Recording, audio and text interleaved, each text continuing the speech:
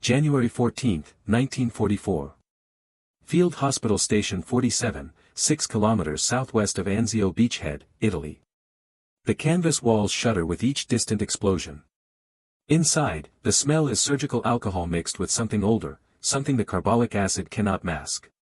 Lieutenant Margaret Hayes moves between cots with practiced efficiency, her Red Cross armband stark white against olive drab. 28 beds. 17 occupied.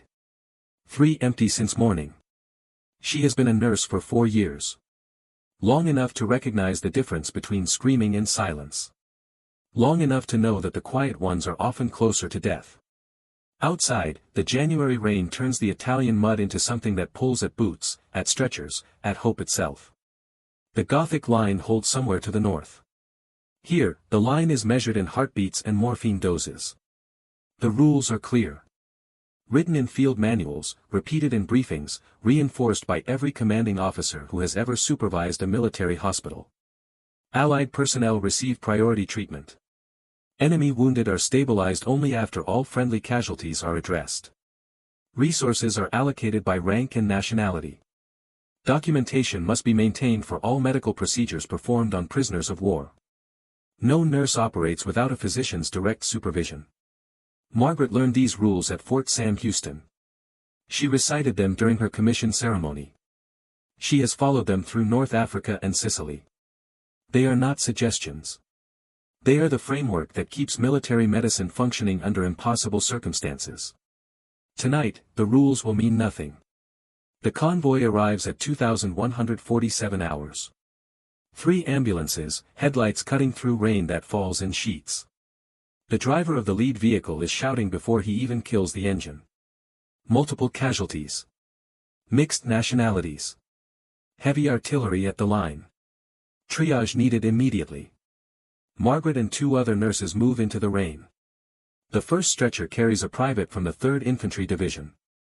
Abdominal wound, already bandaged, conscious enough to ask for his mother. He goes inside immediately. The second is a British sergeant, unconscious, probable concussion, possible fractured skull. Also inside. The 3rd stretcher stops her. The patient is German. Obersturmführer, according to the tattered uniform. SS, which means Waffen-SS Combat Division, not the political organization, though the distinction hardly matters to anyone here. He is perhaps 24, blonde hair matted with blood and mud, breathing in shallow gasps that produce small bubbles of pink foam at his lips. Sucking chest wound. Probably a lung puncture. Without immediate surgery, he will drown in his own blood within the hour. The corpsman looks at Margaret. Found him in a crater with 2 of ours. Medic said he was shielding them. Don't know if it's true or if they all just landed that way. Orders were to bring everyone breathing. Standard protocol is clear.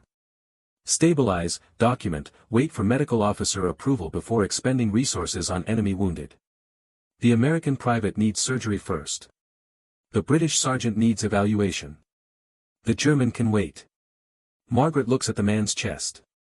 The wound is sucking air with each breath, collapsing the lung incrementally. She has seen this before. The waiting list is a death sentence dressed in proper procedure. Inside, she says. Bay 3. The corpsman hesitates. Ma'am, Captain Reynolds said. Bay 3. Now. She has just violated her first regulation of the night. Inside, the hospital becomes a controlled storm. Captain Reynolds is elbow deep in the American private's abdominal cavity, extracting shrapnel while 2 nurses assist. Major Thornton is examining the British sergeant, checking pupil response, palpating the skull. No one has time to supervise Margaret Hayes as she pulls the German soldier into the isolated bay normally reserved for infectious cases. Bay 3 is smaller. 1 cot, 1 supply cabinet, 1 surgical lamp. No windows. No witnesses. Margaret cuts away the uniform jacket. The wound is worse than she thought. Entry point below the left clavicle, ragged exit wound suggesting tumbling fragmentation. The lung is compromised. Air is escaping into the chest cavity with each inhalation, building pressure that will eventually stop the heart. She needs to insert a chest tube. It is a procedure she has assisted with dozens of times. It is also a procedure that requires physician supervision under every regulation governing military nursing. She is alone with a dying enemy soldier and a choice that has no good answer. The man's eyes open. Blue, younger than she thought, dilated with shock and pain. He tries to speak, produces only a wet gurgling sound. His hand moves toward her, perhaps seeking reassurance, perhaps reaching for a weapon that is no longer there. The fingers are white with cold, trembling. Margaret catches his hand. Holds it. "Don't move," she says in English, knowing he probably doesn't understand. "Stay still."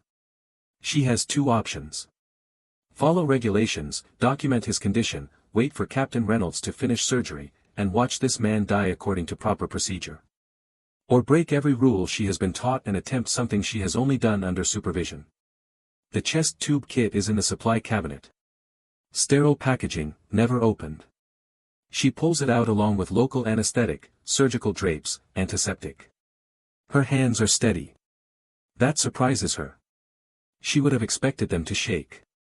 As she prepares the sterile field, she thinks about the letters she has written home. To her parents in Portland, describing the work but never the faces.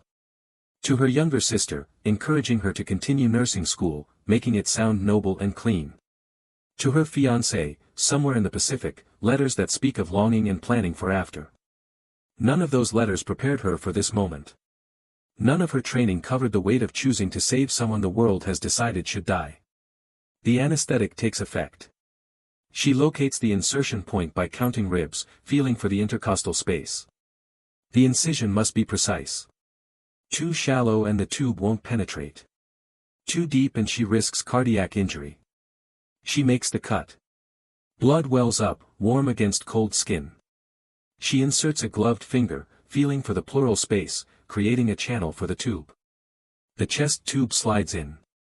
She can feel the moment it enters the cavity, the sudden give as it passes through resistance. She advances it carefully, feeling for obstructions, praying she hasn't perforated anything vital. The tube is in. She connects the drainage system, secures it with sutures, applies occlusive dressing. The effect is almost immediate. The man's breathing eases. The pink foam stops bubbling at his lips. Color begins returning to his face, the blue tinge around his mouth fading to pale flesh. He is still critical. But he is no longer actively dying. Margaret steps back. Looks at what she has done. An enemy soldier, saved by unauthorized surgery, occupying space and resources that belong to Allied personnel. If he survives, he will likely return to combat after prisoner exchange. The men he fights against might be from her brother's unit, her fiancé's ship, her neighbor's sons. She has just extended the life of someone trained to kill the people she is sworn to protect. The canvas wall behind her moves. Captain Reynolds enters, still wearing surgical gloves stained with the American private's blood. He stops. Takes in the scene. The German patient, breathing easier now. The chest tube, professionally placed.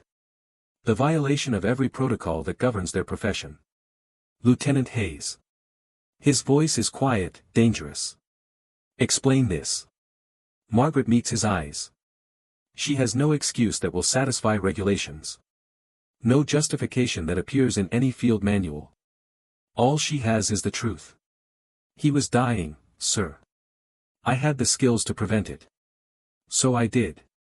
The captain looks at the patient, then back at her. For a long moment, the only sound is rain against canvas and the steady drip of chest tube drainage into a collection chamber. That man is SS. Yes, sir. Do you understand what you've done? Yes, sir. I believe I do. Captain Reynolds removes his gloves slowly, deliberately. When he speaks again, his voice carries the weight of command decisions made in circumstances that appear nowhere in training manuals. If he survives the night, he goes to the POW facility at dawn. The paperwork will show I authorized the procedure. We will not discuss this again. He leaves. Margaret is alone with a breathing enemy and the knowledge that she has just crossed a line that cannot be uncrossed. The German soldier's eyes open again. This time, they focus. On her face, on the Red Cross armband, on the evidence that someone chose to save him when death would have been simpler. He tries to speak. Margaret shakes her head, presses a finger to his lips. "Rest," she says, still in English. But something in her tone transcends language. Outside, the rain continues. The war continues.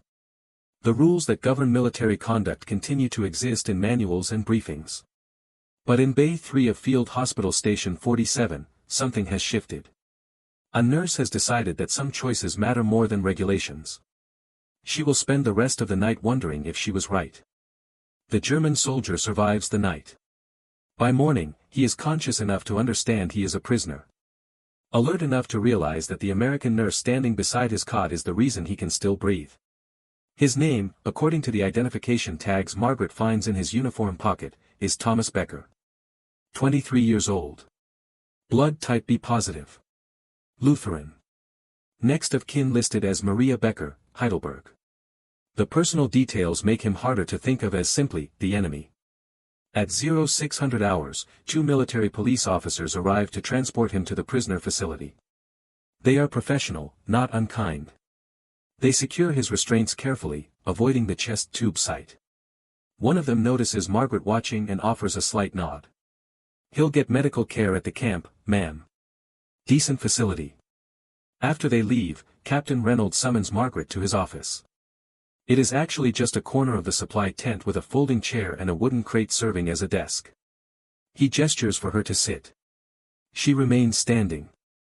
"The private from last night will live," Reynolds says. "Shrapnel removed, no perforation of major organs. He'll be evacuated to a rear hospital tomorrow." "That's good news, sir." The British sergeant has a skull fracture but is stable. "He's being monitored." "Yes, sir." Reynolds leans back, the folding chair creaking under his weight. He looks at Margaret with an expression that might be exhaustion or might be something else entirely. "I've written my report on last night's procedures. It states that I performed the chest tube insertion on the German patient. You assisted. That's the official record." Margaret says nothing. They both know it's a lie. A lie that protects her career, protects him from questions about supervision, protects the military's carefully maintained distinction between authorized medicine and unauthorized mercy. "You violated protocol, Lieutenant. You performed surgery without supervision on an enemy combatant before Allied casualties were fully addressed. If this were investigated properly, you would face court-martial." "I understand, sir." "Do you?" Reynolds stands. He is a man in his 40s, old enough to have served in the last war, old enough to have seen the difference between rules and reality. "Do you understand that every resource we spend on enemy wounded is a resource we don't have for our own men? That morphine you used, that chest tube, those sutures, they could save American lives. They did save a life, sir. A German life.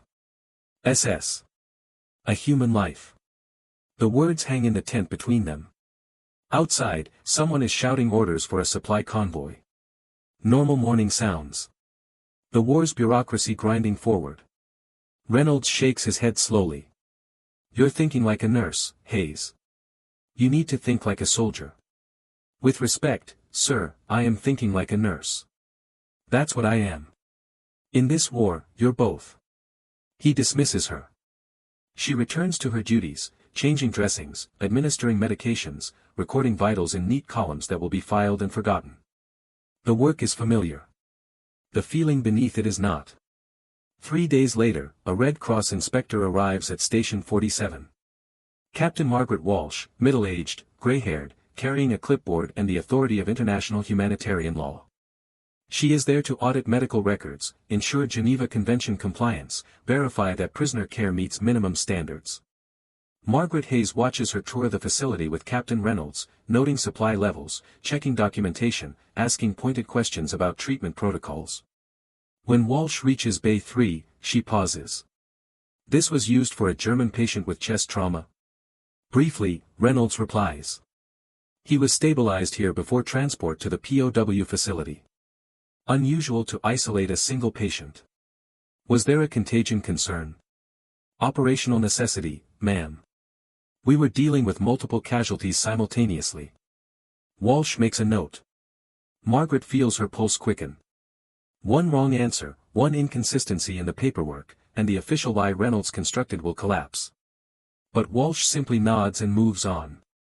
The inspection concludes with a satisfactory rating. No violations noted. The machine of military medicine has absorbed Margaret's transgression without leaving a visible mark. That afternoon, Walsh finds Margaret in the recovery ward. The older nurse gestures toward a quiet corner, away from listening ears. "I know what happened that night, Lieutenant." Margaret's breath stops. "The corpsman who brought the German soldier in made an offhand comment during my interview. Said something about the nurse who insisted on immediate treatment despite the cue. Captain Reynolds's report lists him as performing the chest tube insertion, but the timing doesn't match. He was in surgery with an American patient at 2,147 hours. That procedure lasted 90 minutes. Margaret says nothing. There is nothing to say that won't confirm what Walsh has already deduced. "I'm not going to investigate further," Walsh continues. The patient received adequate care. No Allied soldier was denied treatment as a result. By the letter of the convention, the outcome was acceptable. But you need to understand something, Lieutenant. Every time a nurse makes a decision like yours, she sets a precedent. Other nurses will hear about it, consciously or unconsciously. They'll face similar situations and wonder if they should act the same way. Resources are finite. Time is finite. Every choice has consequences." Margaret finds her voice. "With respect, ma'am, doing nothing also has consequences." "Yes. It does." Walsh looks at her with eyes that have seen too many wars, too many impossible choices. "I'm not telling you were wrong. I'm telling you to be certain you can live with being right." She leaves. Margaret stands in the recovery ward, surrounded by sleeping soldiers and the steady beep of monitoring equipment, trying to understand what certainty feels like. A week after Thomas Becker is transported to the prisoner facility, Margaret receives word that he has developed complications. Infection at the chest tube site. Common enough in field conditions, especially with the mud and cold. The POW camp doctor requests consultation since Margaret was the attending nurse during initial treatment. It is irregular. It is also necessary. Reynolds approves the consultation with barely concealed reluctance. The prisoner facility is 10 kilometers inland, surrounded by wire and guards and the exhausted machinery of wartime detention. Margaret arrives in the back of a supply truck, clutching a medical kit and permission papers signed in triplicate. The camp doctor is Major Ellis, a tired-looking man who looks like he hasn't slept properly in months. He leads Margaret to the medical tent where Becker lies on a cot, feverish and laboring to breathe. "Infection spread faster than expected," Ellis explains. "We've been treating with sulfa drugs, but the response has been poor. I wanted someone familiar with the initial procedure to evaluate whether we're dealing with surgical complications or just bad luck." Margaret examines Becker. He recognizes her, tries to speak in German, switches to broken English. "American, nurse. You saved." "Don't talk," she tells him. "Save your strength." The wound site is inflamed, showing signs of deep tissue infection. But the chest tube itself was placed correctly. "This is bad luck, not bad medicine." She explains this to Ellis, recommends increased antibiotic dosing and warm compresses. As she prepares to leave, Becker catches her hand. His grip is weak, trembling with fever. "Why?" he asks in English. "Why save enemy?" Margaret has been asking herself the same question for a week. She still doesn't have an answer that satisfies military logic or makes sense of the weight she carries. "Because you were dying," she says finally. "And I could stop it. German soldiers, they do terrible things. You know this." "Yes. I know. Maybe better if you let me die." Margaret pulls her hand away gently. "That wasn't my decision to make." She returns to Station 47 with the uncomfortable knowledge that saving someone doesn't resolve the moral complexity of who they are. Becker might recover and return to combat. He might kill Allied soldiers. He might commit or witness or enable atrocities that Margaret can barely conceive of. Or he might not. She will never know. What she knows is that in a moment of decision, with rain falling and a man drowning in his own blood, she chose to act as a nurse rather than a soldier. Whether that choice will haunt her or define her remains to be seen. That night, she writes a letter to her sister. It is carefully vague, mentioning long shifts and difficult cases without detail. But she adds a single line that surprises her as she writes it, asterisk sometimes the hardest part of this job isn't dealing with death. It's deciding when to fight it, asterisk. The letter gets mailed the next morning. Margaret returns to her duties. The war continues to deliver wounded soldiers who need her skills more than they need her doubts. But in Bay 3, the space where she broke every rule to save an enemy, the air still smells faintly of carbolic acid and choices that cannot be unmade. February 1944. The Gothic Line. Word travels fast in military hospitals, even when official reports are carefully sanitized. Within 2 weeks of Thomas Becker's treatment, every nurse in the 5th Army Medical Corps has heard some version of the story. Details vary. Some say it was a German general. Others claim the patient was found protecting American wounded. A few insist the nurse was court-martialed. Only the last rumor troubles Margaret. It suggests that what she did was universally condemned, filed away as an example of what not to do. But the truth is more complicated. Some nurses approach her quietly in mess halls and supply tents. They don't speak directly about the incident. Instead, they ask careful questions about protocol interpretations, hypothetical scenarios, what she would do if faced with impossible triage decisions. They are seeking permission for mercy. Others avoid her entirely. She sees it in the way certain officers redirect conversations when she enters a room, in the pointed silence when Captain Reynolds assigns duty rotations. They see her as a liability, someone whose conscience poses a risk to proper military order. Neither response acknowledges the exhaustion of making life-and-death decisions every day while following rules designed by people who never have to watch their consequences. At 0300 hours on February 18, a new convoy arrives. This time the casualties are heavier. 9 stretchers. 2 DOA. 7 needing immediate surgery.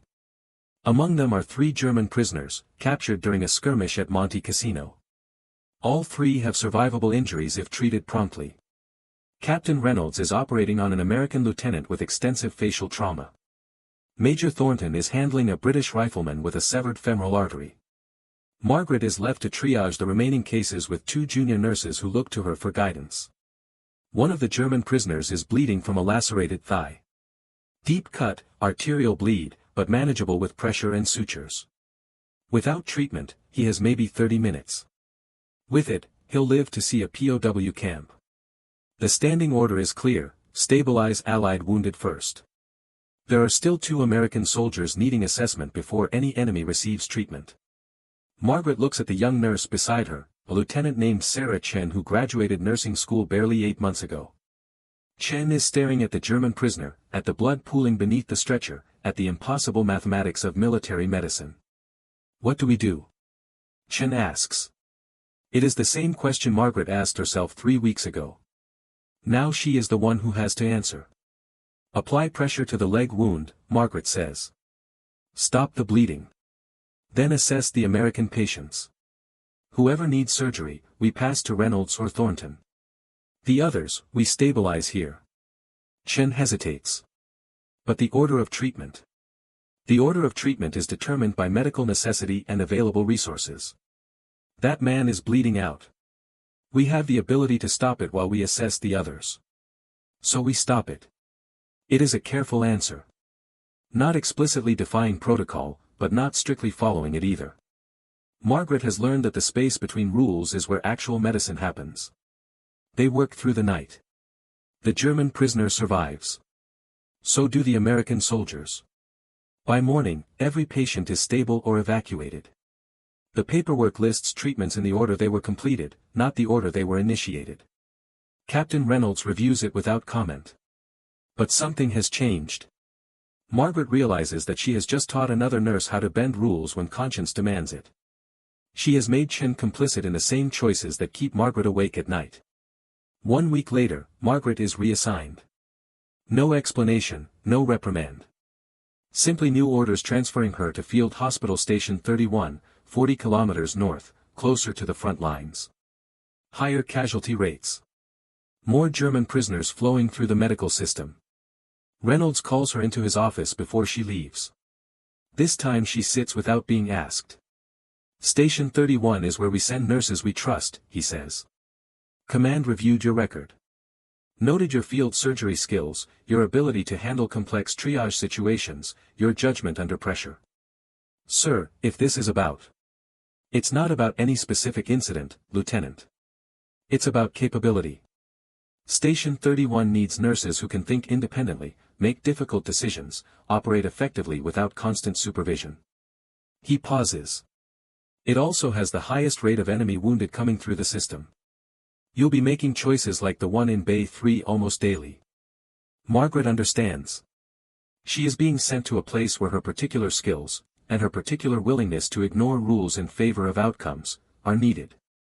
It is a promotion disguised as a reassignment. One thing, Hayes.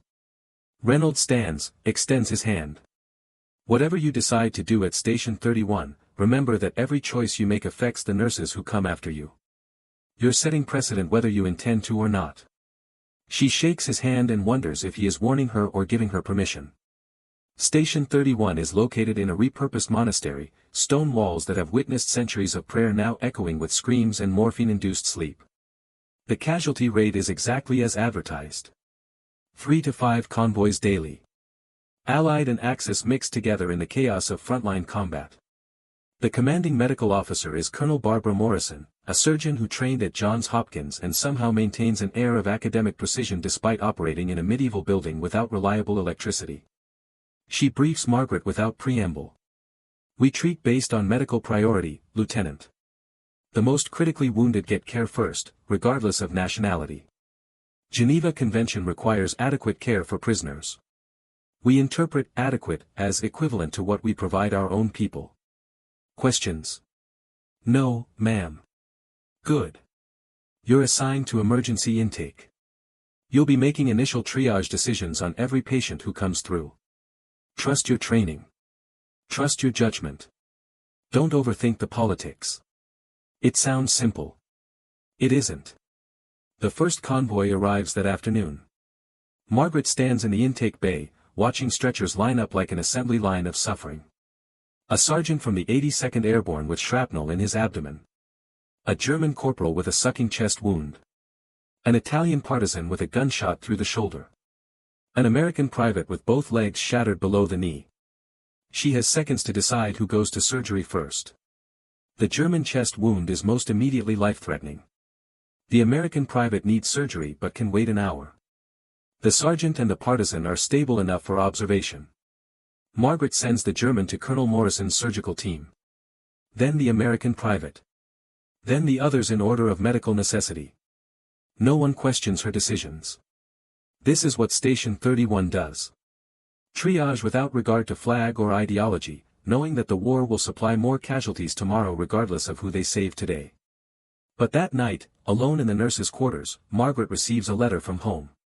Her mother, writing in carefully cheerful prose about Portland weather and neighborhood gossip, mentions almost casually that Margaret's fiancé James has been wounded in the Pacific. Minor injuries, being treated at a field hospital, expected to recover fully. The relief is immediate and overwhelming. James will live. He will come home. And then the second thought, darker and more complicated, somewhere in the Pacific, there is a nurse making the same choices Margaret makes here. Deciding who lives and dies. Balancing resources against need. Perhaps even treating Japanese wounded before American casualties if medical necessity demands it. Margaret finds herself hoping that nurse follows protocol.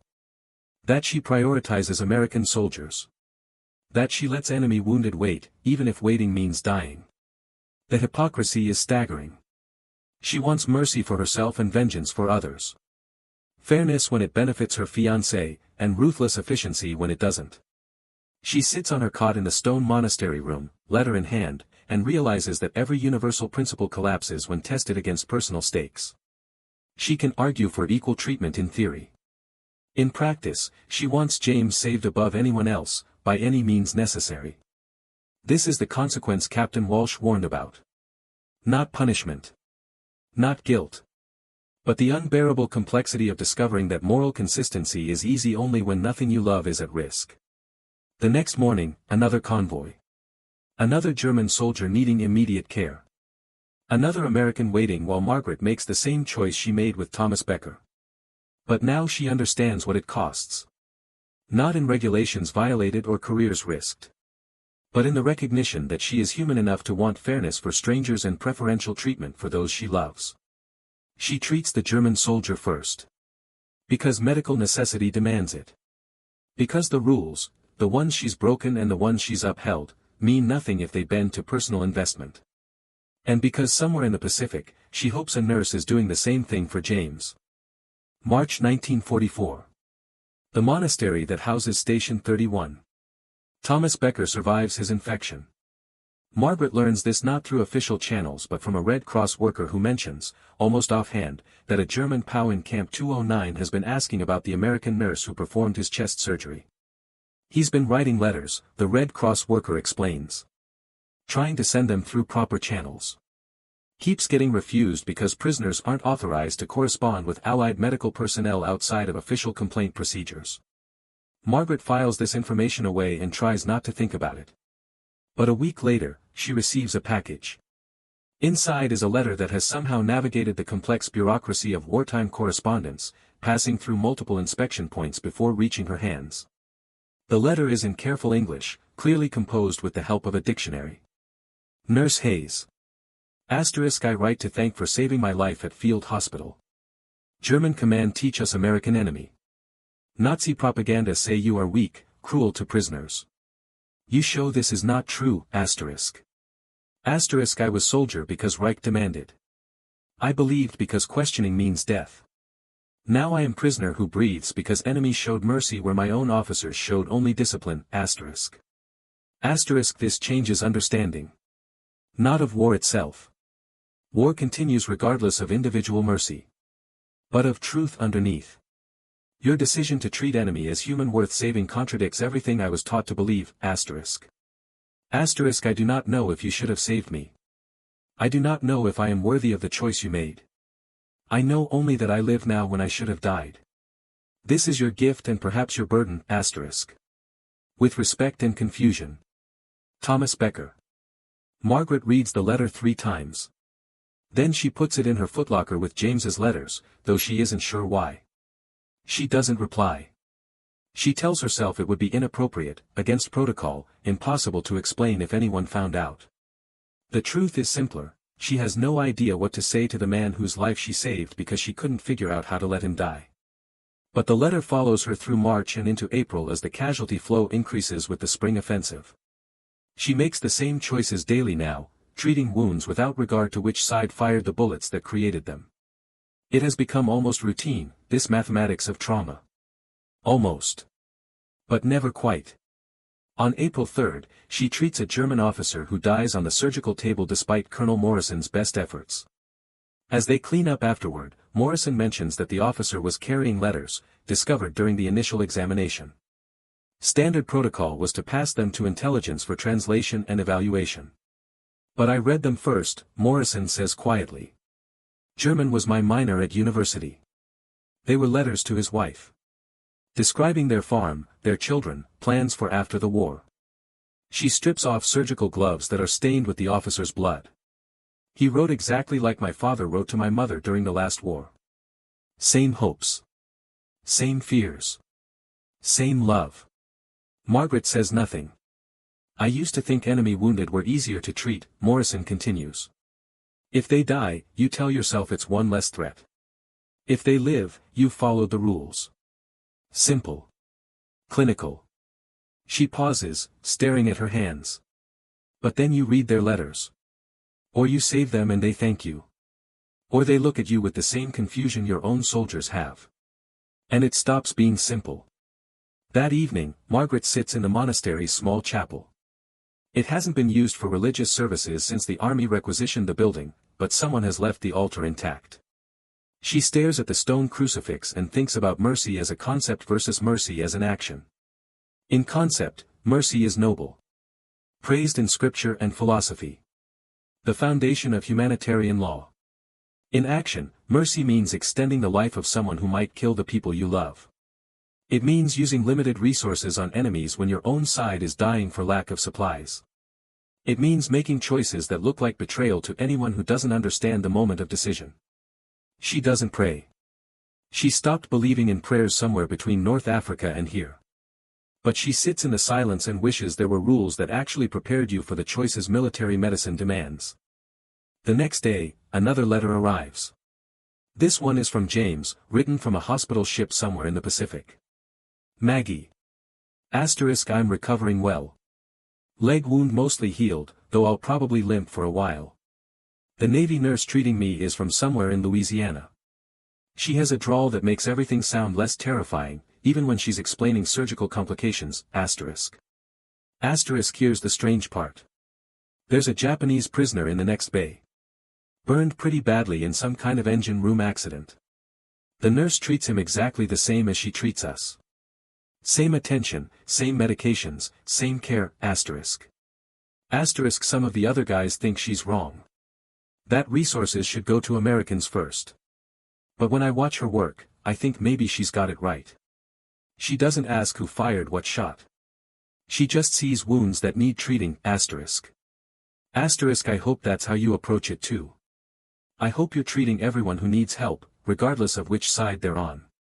Because if you weren't that kind of person, I wouldn't have fallen in love with you, Come home safe. James. Margaret reads the letter twice. James's words echo exactly what she's been doing, validating choices she thought were hers alone. But there's a difference between receiving permission and carrying weight. James can afford to be idealistic. He's injured but safe, being treated by someone else who makes the difficult calls. Margaret is the one who has to decide if an enemy soldier lives or dies, knowing that decision might make her complicit in future deaths. She writes back carefully, describing the monastery and the Italian countryside but avoiding any mention of triage decisions or German patients or the increasingly blurred line between medicine and morality. James doesn't need to know the specific weight his permission carries. By May, Station 31 has treated over 200 enemy wounded.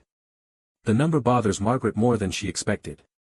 200 German and Italian soldiers returned to prisoner facilities, restored to health, potential future threats once again.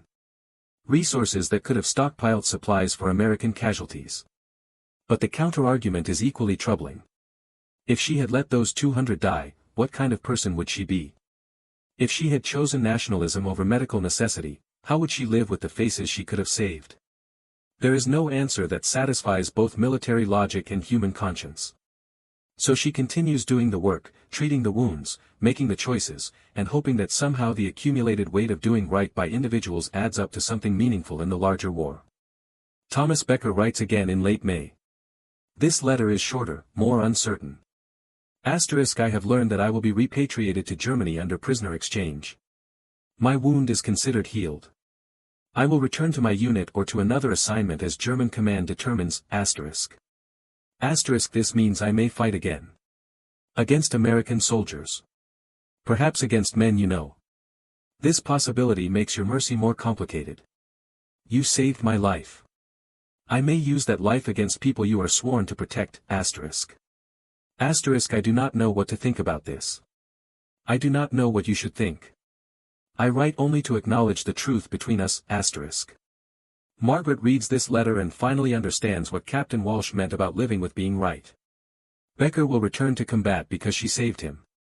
Every death he causes, every bullet he fires, every order he follows will trace back to her decision in Bay 3. She could have let him die according to protocol. She chose mercy instead. Now mercy has consequences that extend beyond a single cot in an Italian monastery. She burns Becker's letters that night. Not out of guilt but out of recognition that some knowledge serves no purpose. She cannot undo her choices. She cannot predict their outcomes. She can only continue treating the wounded who arrive on stretchers, making the same impossible decisions, hoping that the mathematics of compassion somehow balance against the mathematics of war. In the monastery chapel, the stone crucifix offers no answers. Margaret stopped expecting them months ago. June 1944. D-Day has opened the Western Front. The war's geometry is shifting, pressure building from multiple directions as Allied forces squeeze the Reich from east and west. At Station 31, the casualty flow increases exponentially. Margaret has been making triage decisions for 4 months now. The pattern is familiar: assess, prioritize, treat, document. German soldiers pass through her hands with the same frequency as Americans. She treats both with the same professional competence and the same exhausted numbness. But then comes the morning that changes everything. The convoy arrives at 0545 hours. Standard composition, mixed casualties from the Gothic Line. Margaret is performing initial assessment when she reaches the fifth stretcher. The patient is unconscious, severe head trauma, possible skull fracture. German uniform, rank insignia identifying him as Oberst, Colonel. As Margaret examines him, checking pupil response and vital signs, something familiar catches her attention. The identification tags read, Thomas Becker. Margaret's hands stop moving. She checks again, certain she's misread. But the name is clear. The blood type matches. The face, beneath the blood and swelling, is the same face she saved in January. Thomas Becker has been recaptured. He is back on her table, dying again. The head injury is severe. Without immediate surgery, he has perhaps 2 hours. With surgery, he might survive, though brain damage is likely. The choice should be straightforward, standard triage protocol, treat based on medical necessity, proceed without emotional consideration. But Margaret stands frozen, staring at a man she saved once before, wondering if she should save him again. Lieutenant Chen approaches. That one needs neurosurgery. Colonel Morrison is available, should I move him to surgical prep? Margaret should say yes. She should treat Becker exactly like any other critical patient. Instead, she hears herself say, wait. I need to assess the others first. It is a delay. A small one, maybe 15 minutes. But it is deliberate. She moves to the next stretcher. American sergeant, abdominal wound, stable enough to wait. Then a German private, shrapnel in the leg, non-life-threatening. Then another American, chest trauma, immediate surgery needed. Margaret assigns the American to Morrison's surgical team. Then she returns to Becker. He is still unconscious. His pupils are more sluggish now, intracranial pressure building. She has maybe 90 minutes left to make a decision. Chen is watching her. Ma'am. Should I prep the German colonel? The question is simple. The answer isn't. Margaret has spent months arguing that medical necessity should override nationality, that wounds deserve treatment regardless of who fired the bullets that created them. She has defended enemy care to skeptical nurses, defied protocol to save German soldiers, written letters defending the principle of universal medical ethics. Now she is standing over Thomas Becker, the man whose life she saved in violation of regulations, who returned to combat as she knew he would, who might have killed American soldiers because she gave him the chance. And she is considering whether to let protocol play out differently this time. The Geneva Convention requires adequate care for prisoners. It does not specify immediacy. Becker could wait until more American casualties are cleared. He could receive surgery in 2 hours instead of immediately. That delay would be defensible, documented as resource allocation rather than deliberate negligence. It would also probably kill him. Margaret looks at Chen. Prep him for surgery. Colonel Morrison needs to evaluate immediately. The words come out before she's fully decided to say them. But they're out now, irreversible. Chen moves quickly, calling for assistance, preparing the surgical space. Margaret stands beside Becker's stretcher, watching his chest rise and fall in the shallow rhythm of severe head trauma, and tries to understand what she just did. She saved him again. Not because of duty or regulation. Not even because of principle. But because when faced with the actual choice, this specific man, this specific moment, she couldn't choose to let him die. Colonel Morrison operates for 3 hours. The surgery is difficult, delicate work removing bone fragments and relieving pressure on the brain. Margaret assists, handing instruments, monitoring vitals, watching a skilled surgeon try to reverse damage that physics has already determined. When Morrison finally closes, she strips off her gloves and looks at Margaret with an expression somewhere between exhaustion and recognition. That's the second time you've treated this patient. Yes, ma'am. You know what this means. If he survives, if he's exchanged again, he goes back to combat. Again. I know. Morrison washes her hands in silence. Then, who would have made the same choice? Doesn't mean it's the right one. Just means we're both the kind of people who can't figure out how to stop trying. Becker survives the surgery. He remains unconscious for 3 days, hovering in the uncertain space between life and death while Margaret continues her daily routine of treating wounds and making choices that should be simpler than they are. On the 4th day, he wakes. Margaret is checking vitals when his eyes open, unfocused and confused. He looks at her for a long moment, and something shifts in his expression, recognition, perhaps, or just memory returning in fragments. "American nurse," he says in English, the words slightly slurred from the head trauma. "You again. Don't try to talk. You need to rest." "How many times?" He struggles to focus. "How many times do you save me?" "As many times as you end up on my table, apparently. Maybe next time, let someone else." Margaret adjusts his flow. "That's not how this works." "How does it work?" His hand moves weakly, trying to gesture. "You save enemy. Enemy returns to fight. Circle continues. Where does mercy end and madness begin?" It's the question she's been asking herself for 6 months. She still doesn't have an answer. "I don't know," she says honestly. "But I know what happens if I stop trying." Becker's eyes close. "You become like us. Like Reich. Like everyone who decides some lives matter less." He breathes slowly, painfully. Maybe this is the war's real front. Not battlefield. Choice to stay human when everything pushes you to become machine. He lapses back into unconsciousness. Margaret finishes her rounds and returns to her quarters, where she sits on her cot and finally allows herself to feel the weight of saving the same man twice.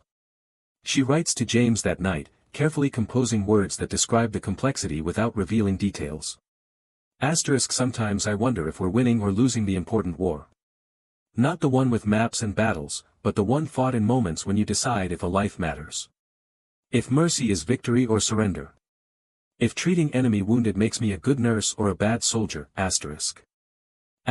don't have answers. I just keep making choices and hoping they add up to something that justifies the cost, James's response arrives 2 weeks later. You're winning the war that matters. The one that determines what kind of world exists after the shooting stops.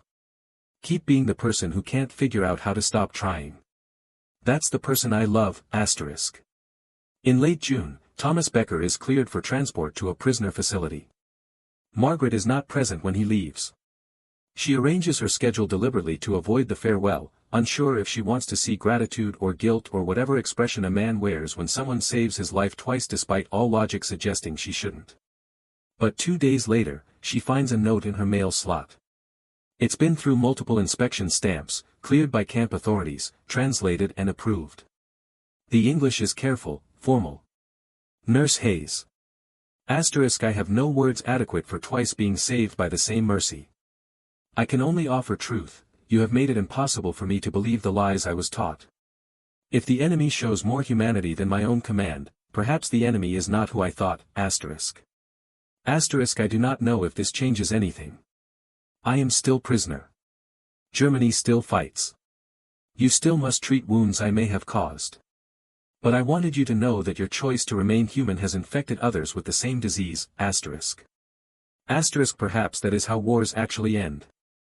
Not with treaties but with accumulated mercy that makes hatred impossible to sustain, With lasting respect. Thomas Becker. Margaret reads the note once, then files it with James's letters. She doesn't know if Becker is right about mercy ending wars.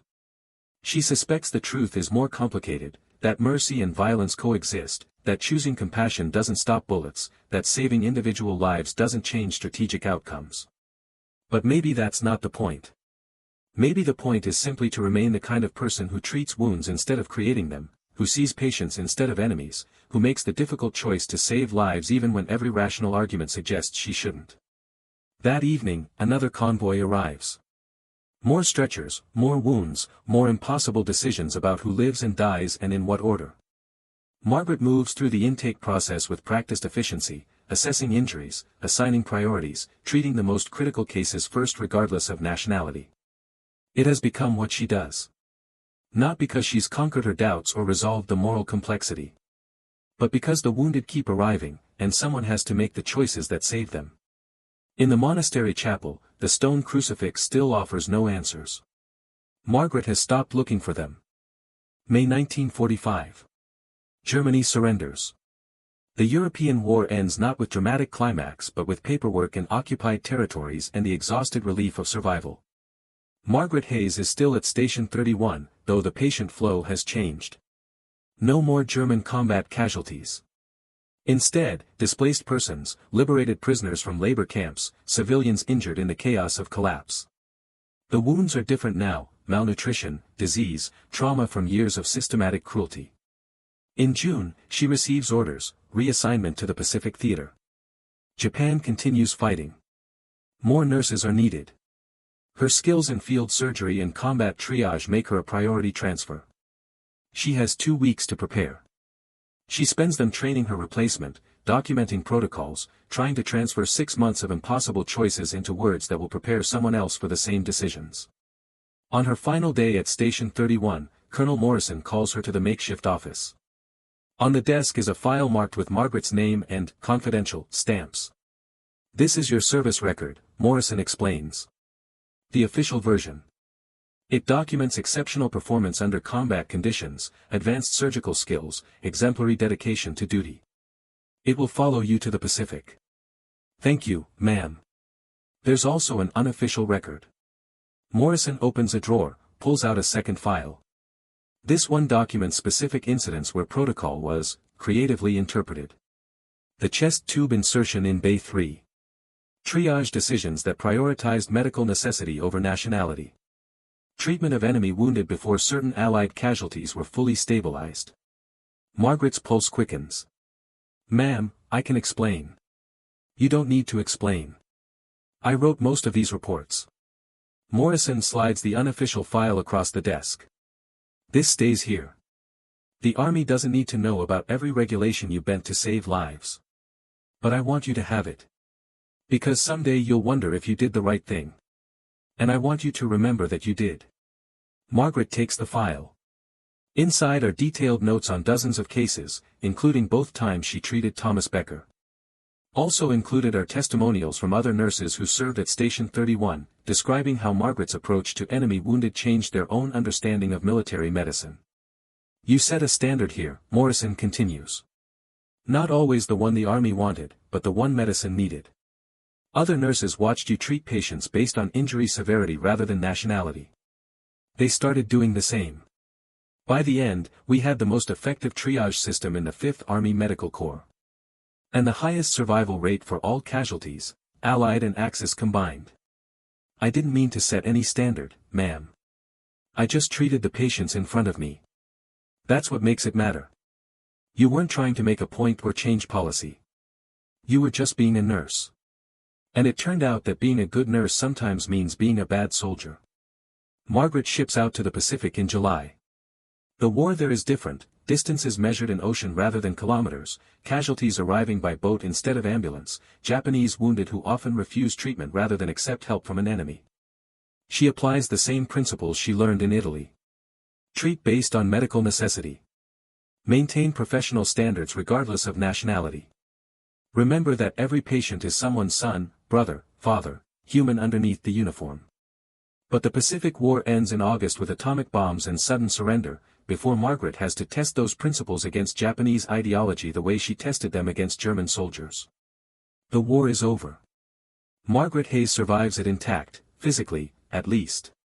Emotionally, she carries the accumulated weight of hundreds of decisions made in seconds, choices about who lives and dies and in what order. She returns to Portland in November 1945. James is there, limping from his wound but alive and whole. They marry in December, a small ceremony with family and a few nurses from before the war. No one asks about her service in detail. She doesn't volunteer information. In 1946, she receives a letter forwarded through Red Cross channels. The return address is Heidelberg, Germany. Inside is a brief note written in English. "Dear Nurse Hayes. My brother Thomas Becker died on March 15, 1945, during the Allied advance into Germany. He was killed not in combat but in an artillery barrage while helping evacuate civilians from our town, **. Before he died, he asked me to write to you if the war ever ended. He wanted you to know that your decision to save his life twice allowed him to make his own choice about how to use that life. In his final months, he worked to help non-combatants escape the fighting. He saved perhaps 30 people before he died doing the same, asterisk. Asterisk he believed that you taught him mercy has consequences beyond immediate moments. That choosing to remain human in inhuman circumstances creates ripples that extend further than we can see, asterisk. Asterisk I do not know if this brings you peace or additional burden. I write only to honor his wish that you know your mercy did not go to waste, asterisk. With respect. Maria Becker. Margaret reads the letter 3 times. Then she puts it in a box with other war correspondence, James's letters, the unofficial file from Colonel Morrison, a handful of notes from nurses she served with. She doesn't know how to process the information that Thomas Becker used the life she saved to save others. It doesn't erase the complexity. Becker was still SS. He still fought for a regime that committed atrocities. Whatever good he did in his final months doesn't balance those facts. But it suggests that mercy has consequences that cannot be predicted, that saving a life creates possibilities that might not exist otherwise. Margaret will never know if those possibilities justify her choices. She knows only that she made them and that they rippled forward in ways she couldn't control. In the spring of 1946, she takes a position at a veterans hospital in Oregon. The work is different from field medicine, fewer emergencies, more chronic care, soldiers learning to live with permanent injuries. But the fundamental principle remains the same: treat the patient in front of you with whatever skill and compassion you possess. She never speaks publicly about the German prisoners she treated. When other nurses discuss controversial wartime decisions, she listens without contributing. The choices she made exist in memory, filed away with the unofficial record that proved she repeatedly broke regulations to save enemy lives. James knows some of it. Not details, but the general weight. He understands that his wife carries scars that don't show, that she makes small choices every day about how much to remember and how much to file away. On their 5th anniversary, he asks her directly, "Do you regret what you did during the war? The times you broke protocol?" Margaret considers the question. She thinks about Thomas Becker drowning in his own blood, about the German officer's letters to his wife, about Maria Becker's note describing her brother's final months. She thinks about the letter from James himself, written from a hospital ship, expressing hope that she treats everyone who needs help. "No," she says finally. "I regret having to make those choices. But I don't regret the choices I made." It's the most honest answer she can give. 1963, Portland, Oregon. Margaret Hayes works at the Veterans Affairs Hospital, treating men from 3 wars now, the last one, Korea, and the strange expanding conflict in Vietnam. She is head nurse of the surgical ward, respected for her skills and her calm authority in crisis situations. Her past service is known but not discussed in detail. She has a reputation as someone who makes good decisions under pressure, who trains younger nurses effectively, who maintains professional standards without becoming rigid about protocol. In October, she receives a visitor. A man in his early 40s, wearing civilian clothes, asking to speak with Margaret Hayes specifically. The receptionist directs him to the surgical ward where Margaret is reviewing patient charts. The man introduces himself as Dr. Robert Fisher, originally from Heidelberg, now a surgeon practicing in California. He speaks with a slight accent, English learned later in life. "I don't believe we've met," Margaret says, professional but puzzled by the purposeful visit. "Not directly. But you treated my cousin, Thomas Becker. Twice. Once in January 1944, then again in June that same year." Margaret's pen stops moving. She hasn't heard that name spoken aloud in 18 years. Fisher continues quickly. "I'm not here to cause problems. I wanted to meet you. To understand the person who saved Thomas when she had every reason to let him die." They move to an empty consultation room. Margaret sits carefully, processing the unexpected resurrection of a choice she filed away decades ago. "Thomas was my cousin," Fisher explains. "Older than me by 5 years. When the war started, he joined because Germany was Germany and you didn't refuse. I was too young then, only 14 in 1939. By the time I was old enough for service, the war was ending. Your cousin died in March 1945. I received a letter from his sister." "Yes. Maria. She's still in Heidelberg." Fisher leans forward. After the war, I studied medicine.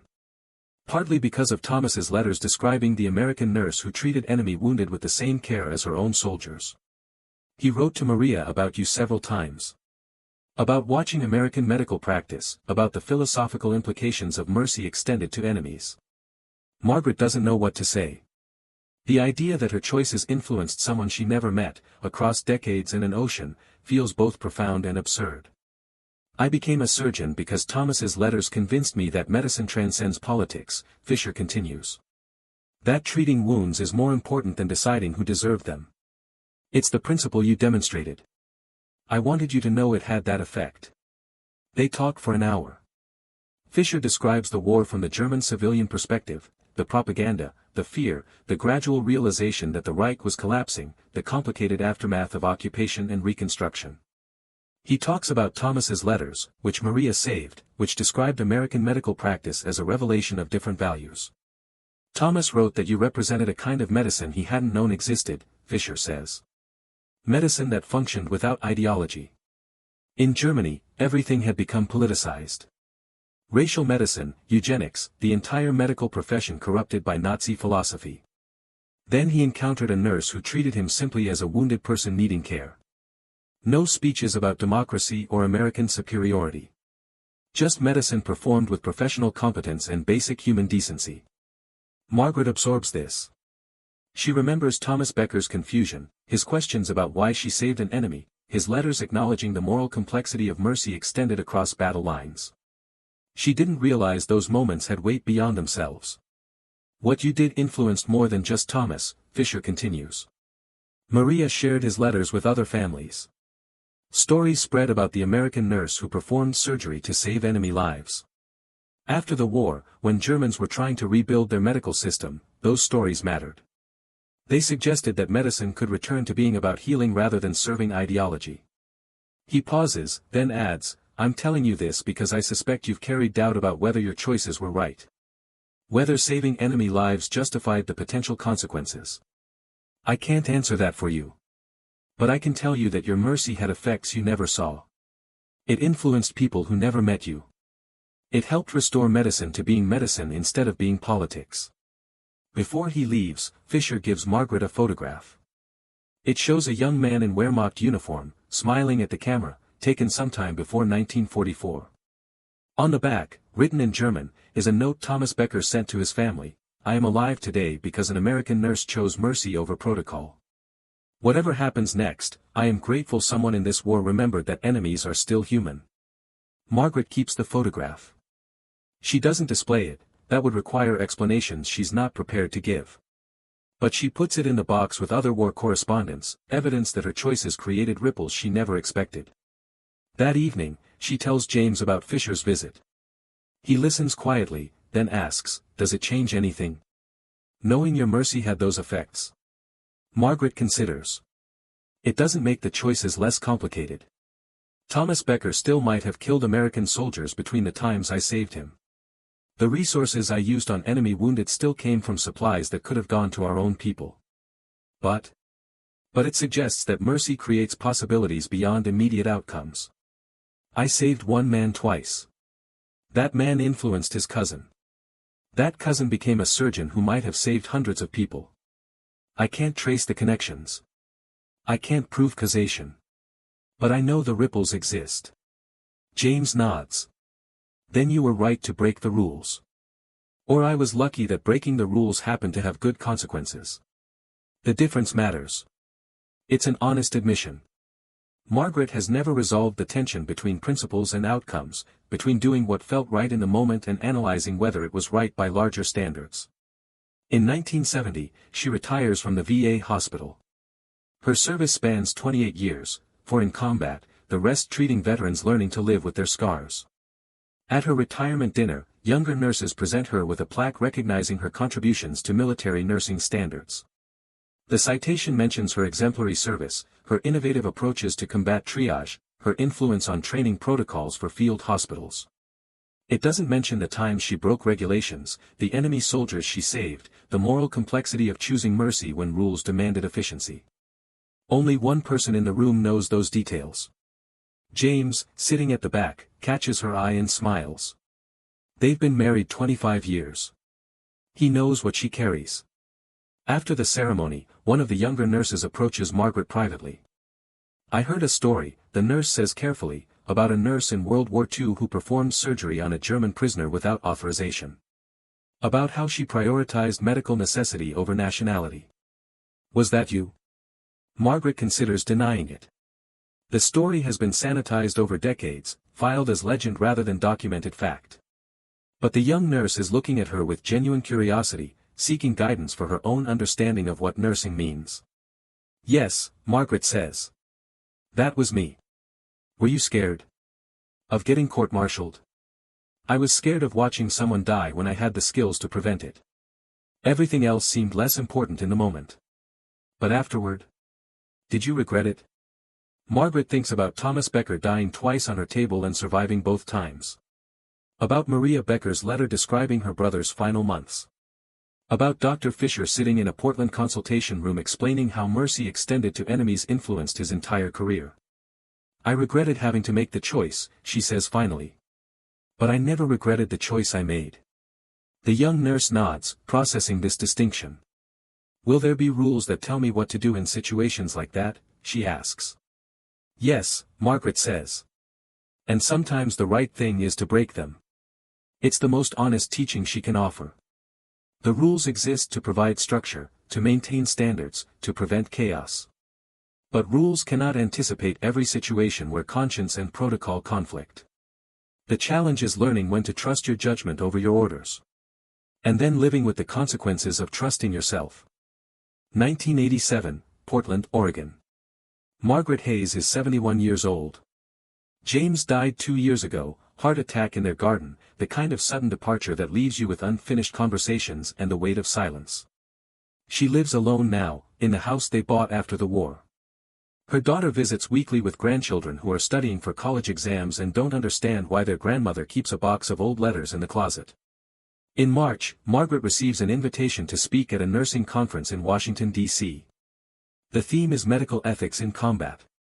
Specifically, the conference organizers want her to discuss decision-making under impossible circumstances, the balance between protocol and conscience, the long-term implications of choices made in moments of crisis. They know about her service record. Someone has done research, uncovered the unofficial file Colonel Morrison gave her, found the documented instances where Margaret prioritized medical necessity over military hierarchy. She considers declining. It's been 43 years since she performed chest tube surgery on Thomas Becker. The memory has softened with time, becoming more principled than particular faces. She's not sure she wants to revisit the specific weight of those decisions. But the conference organizers are persistent. They argue that her experience represents a case study in military medical ethics, that her choices illuminate tensions still relevant to contemporary combat nursing. They point out that new generations of military nurses face similar dilemmas in different contexts. Should they treat insurgents before coalition casualties?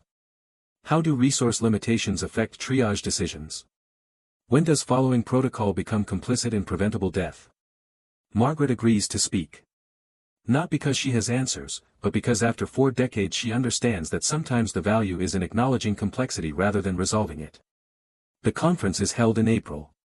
Margaret stands before 200 military nurses, some active duty, some retired, all seeking guidance on how to navigate the impossible space between duty and conscience. She begins with facts. January 1944. Field Hospital Station 47. German soldier with sucking chest wound. Protocol requiring physician supervision before surgical procedures on enemy wounded. Her decision to operate anyway. Then she describes the consequences.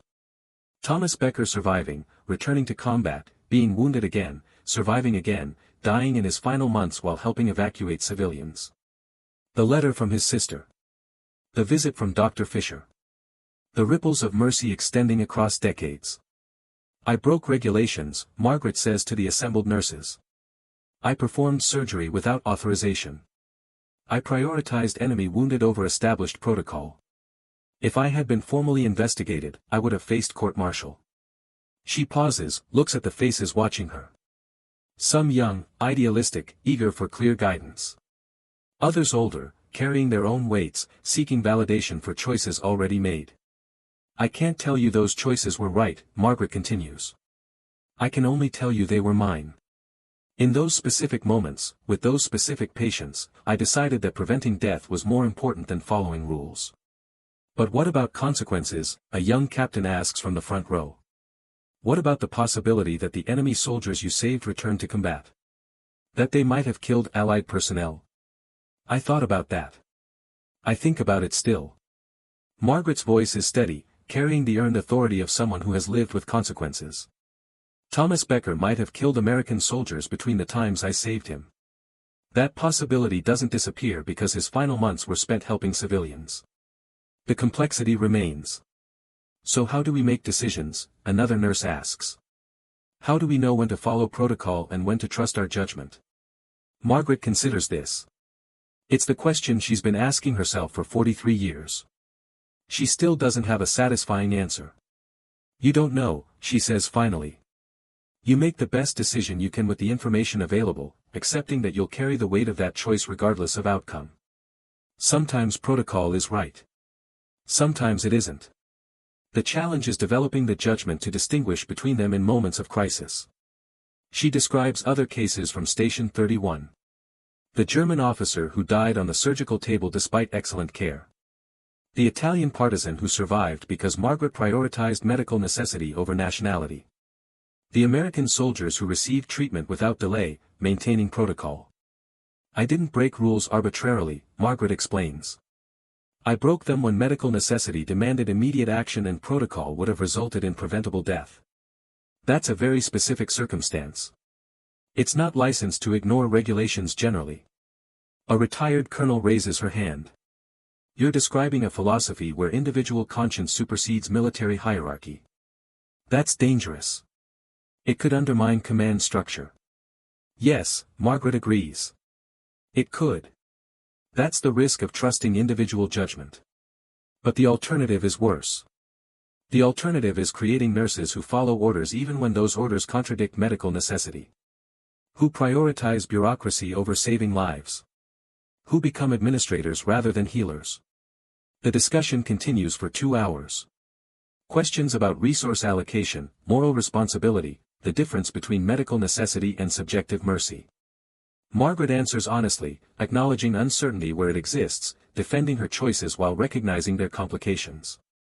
At the end, a young lieutenant approaches her privately. My mother was a military nurse in Vietnam, she says.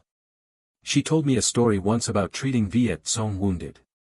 About the guilt she carried because some of those men probably returned to combat and killed American soldiers. Did she regret treating them? She said she regretted everything about that war. But she didn't regret choosing to be a nurse rather than a soldier. Even when it was complicated. Margaret nods. That's all any of us can do. Choose what kind of person to be and accept the consequences of that choice. The lieutenant leaves. Margaret stands in the empty conference room, surrounded by the detritus of professional discussion, coffee cups, scattered papers, the technological apparatus of modern presentation.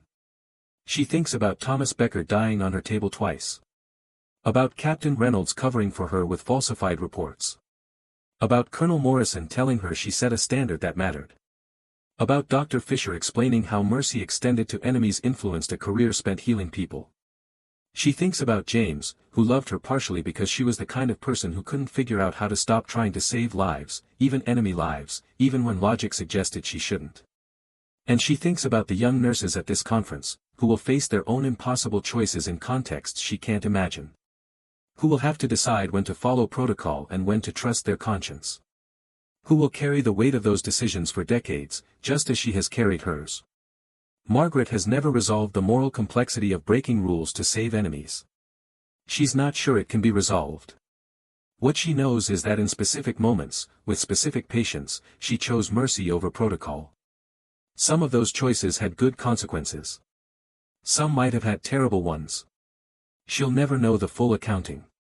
What she knows is that she remained a nurse. Someone who treats wounds rather than creating them. Someone who sees patients rather than enemies. Someone who makes the difficult choice to save lives even when every rational argument suggests she shouldn't. In the end, perhaps that's enough. Not certainty or resolution. Just the commitment to remain human in circumstances designed to make you something else. She leaves the conference and returns to Portland. In her house, the box of letters sits in the closet, James's correspondence, Maria Becker's note, the photograph of Thomas Becker, the unofficial file documenting every time Margaret broke regulations to save enemy lives. She doesn't open the box. She knows what it contains. Instead, she sits in the garden where James died, watching spring flowers emerge from winter soil, and thinks about the strange mathematics of mercy. How one choice ripples forward in ways you cannot predict. How remaining human creates possibilities that don't exist otherwise. How the war that matters most is the one fought in moments of decision, when you choose what kind of person to be. Margaret Hayes is 71 years old. She broke rules to save enemies 43 years ago. Those choices defined her career, influenced people she never met, created consequences she could never fully understand. She doesn't know if she was right. She only knows that she couldn't have chosen differently. And in the garden, under April's sun, surrounded by flowers that grow regardless of war or peace or the complicated weight of mercy extended across battle lines, that knowledge is enough. The war ended. The rules remained. Military medical protocol continues to define how nurses treat combat casualties, balancing medical necessity against resource constraints and command hierarchy. But in the spaces between regulations, individual nurses continue making the same choices Margaret Hayes made. Deciding when protocol serves medicine and when it contradicts it. When to follow orders and when to trust their own judgment about what constitutes adequate care. Thomas Becker died in March 1945, but his letters survived. They circulated among families in post-war Germany, evidence that mercy existed across battle lines, that enemies could choose to remain human despite ideological pressure. Dr. Robert Fisher built a career on principles described in his cousin's correspondence. He trained surgeons who trained others, creating a lineage of medical practice rooted in the idea that treating wounds transcends political allegiance. Margaret Hayes died in 1994, age 78. Her daughter discovered the box of letters, the unofficial file, the photograph of a German soldier she saved twice. The family didn't understand the full weight of those documents. They filed them with other wartime memorabilia, artifacts of decisions made under circumstances the next generation couldn't fully comprehend. But the principles survived.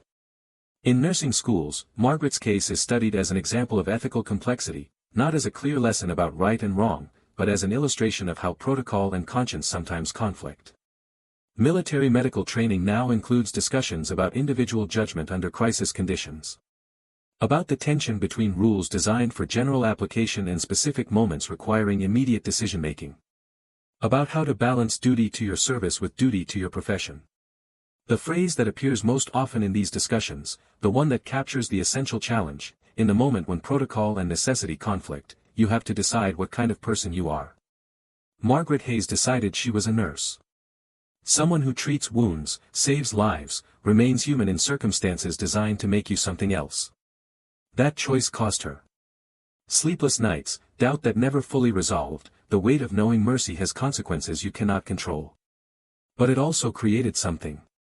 Ripples extending across decades, influencing people she never met, demonstrating that choosing to remain human creates possibilities that don't exist otherwise. The war that mattered most wasn't the one fought with bullets and battlefields. It was the one fought in moments of decision, in field hospitals and surgical bays, in the choice to treat a dying enemy with the same care you'd offer a friend. Margaret Hayes won that war. Not through victory or triumph. But through accumulated mercy, repeated daily, carried forward despite doubt. In some field hospital, right now, a nurse is facing an impossible choice. Enemy wounded. Limited resources. Protocol that suggests waiting. Medical necessity that demands immediate action. She will make a decision in seconds. She will carry the weight of that decision for decades. And somewhere, across whatever distance and time and circumstance, Margaret Hayes's choice echoes forward. Proof that remaining human matters. That mercy extended to enemies creates something that survives long after the specific battles are forgotten. The wars end. The choices remain. And in the space between what the rules demand and what conscience requires, people continue deciding what kind of person to be. Sometimes that choice looks like breaking every rule to save an enemy. Sometimes that's exactly what honor demands.